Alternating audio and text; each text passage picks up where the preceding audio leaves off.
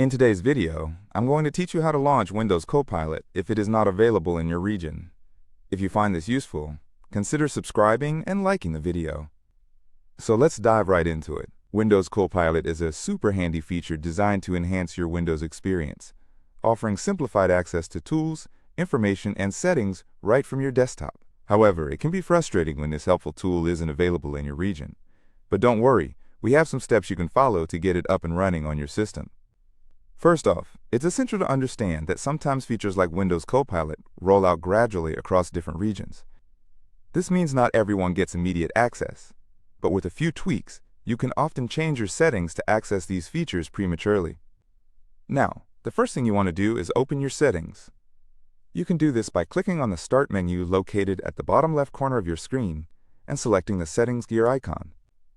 Alternatively, you can also press the Windows key and the letter I simultaneously. This shortcut will take you directly to the Settings page.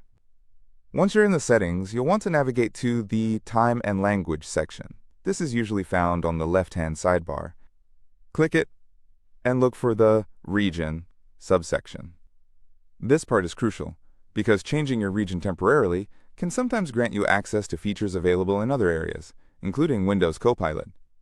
Now, here's where it gets a bit technical. In the Region settings, you might want to change your current region to one where Windows Copilot is available. For instance, the United States or Canada might be a wise choice if you're currently set to a country where this feature isn't yet available. Select your new region from the drop-down list. After you've made that change, be sure to reboot your computer. This step is necessary for the changes to take effect across your system. Once your computer has restarted, return to the settings and head to Privacy and Security. Then, go to the For Developers section. In here, you will want to make sure that the developer mode is on. This mode allows more flexibility and access to experimental features. After ensuring that the developer mode is enabled, you will want to check for Windows updates next. Back in your general settings, find the Windows Updates section and click on Check for Updates. If any updates are pending, allow them to download and install. This could potentially include updates that enable Windows Copilot for your account. Once your updates are installed, it's time to see if you can access Windows Copilot. You can do this by using your taskbar. Just right-click on the taskbar itself and see if you have an option for Windows Copilot appearing in the menu. If you see it, go ahead and click it to launch. If you don't see it appear, don't panic just yet. Go to the search bar next to the Start menu, type in Windows Copilot, and see if you can launch it that way. Sometimes, the feature might be accessible through direct search, even if it doesn't show in the taskbar. As a last resort, if this still doesn't work, consider connecting with the Windows Insider program.